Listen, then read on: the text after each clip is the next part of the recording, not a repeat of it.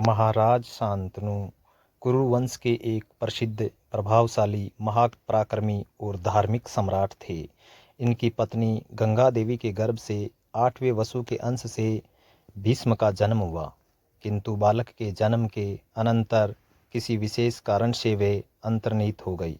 महाराज शांतनु ने किसी समय आखेट करते हुए निषादों के राजा दासराज के घर एक अपूर्व रूपवती राजकन्या को देखा। वस्तुतः वह राजकन्या उपरीचर वसु के वीर्य द्वारा एक मछली के पेट से पैदा हुई थी।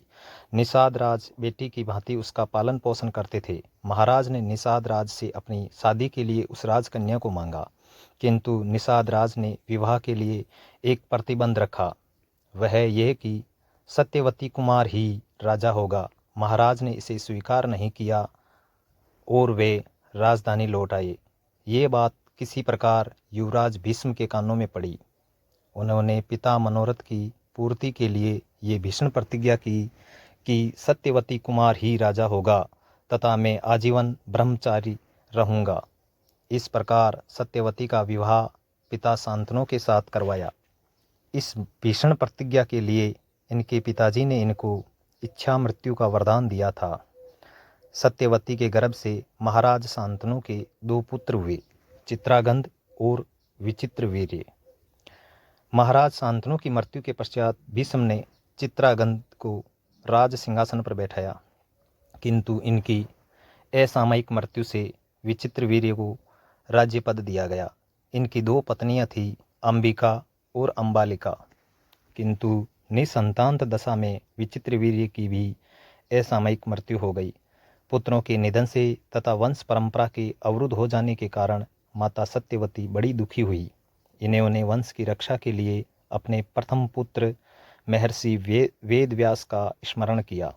वेदव्यास जी ने माता सत्यवती की आज्ञा तथा भीष्म पितामह का अनुमोदन जानकर विचित्रवीर्य की पत्नी अंबिका से धृतराष्ट्र, अंबालिका से महाराज पांडु तथा उनकी दासी के गर्भ से महात्मा विदुर को उत्पन्न किया। धृतराष्ट्र के जन्मांध होने के कारण पांडु ही राज्य सिंहासन पर अधिष्ठित हुए। महाराज पांडु एक पराक्रमी, प्रभावशाली और सर्वगुण संपन्न सम्राट थे।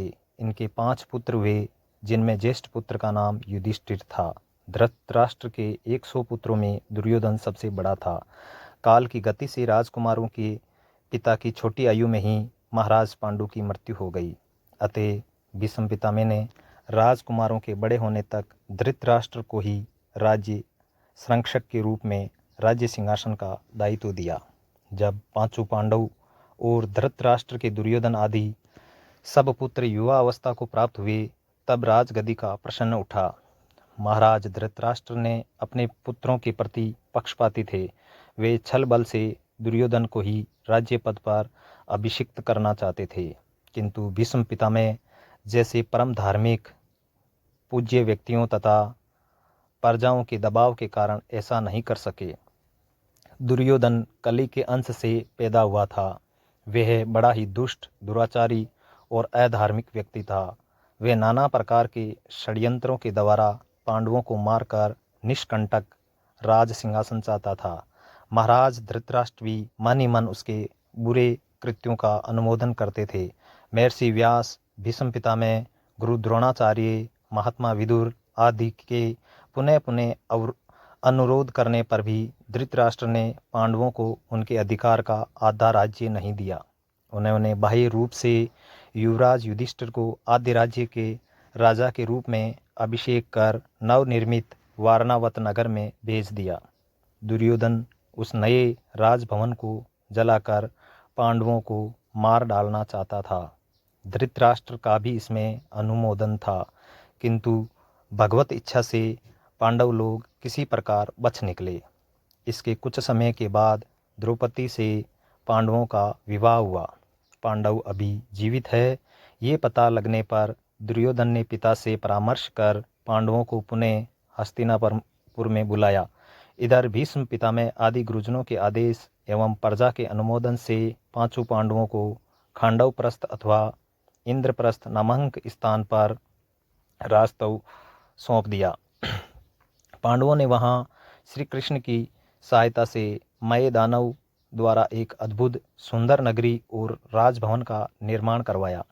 कुछ ही दिनों में पांडवों ने भारतवर्ष के बड़े बड़े राजाओं को जीतकर एक महाराजसूय यज्ञ का अनुष्ठान किया। महाराज धृतराष्ट्र एवं दुर्योधन आदि पांडवों के राजसूय यज्ञ को देखकर सुनकर ईर्ष्या से जल उठे। उन्होंने पुनः षड्यंत्र कर कपटतापूर्वक द्रुत क्रीड़ा में पांडवों का राज्य ले लिया तथा उन्हें 12 वर्ष के लिए वनवास और 1 वर्ष के अज्ञातवास के लिए बाध्य किया। किंतु वह समय पूरा होने पर भी पांडव को उनका राज्य नहीं लौटाया गया। औरों की बात तो दूर, श्री कृष्ण भी पांडवों का दूत बनकर हस्तिनापुर में गए, किंतु दुर्योधन अपनी हट पर अड़ा रहा। उसने 5 गांव की बात तो दूर, बिना युद्ध के सुई की नोक भर जमीन देना भी स्वीकार नहीं किया। धर्म की प्रतिष्ठा, साधुओं की रक्षा तथा दुष्टों के निग्रह के लिए भगवान श्री कृष्ण का आविर्भाव हुआ। उन्होंने इस महाभारत युद्ध के द्वारा अर्जुन और भीम को निमित्त बनाकर पृथ्वी का भार बहुत कुछ अंशों में हर लिया। हर हरे कृष्णा, हरे हरे कृष्णा, जय जय।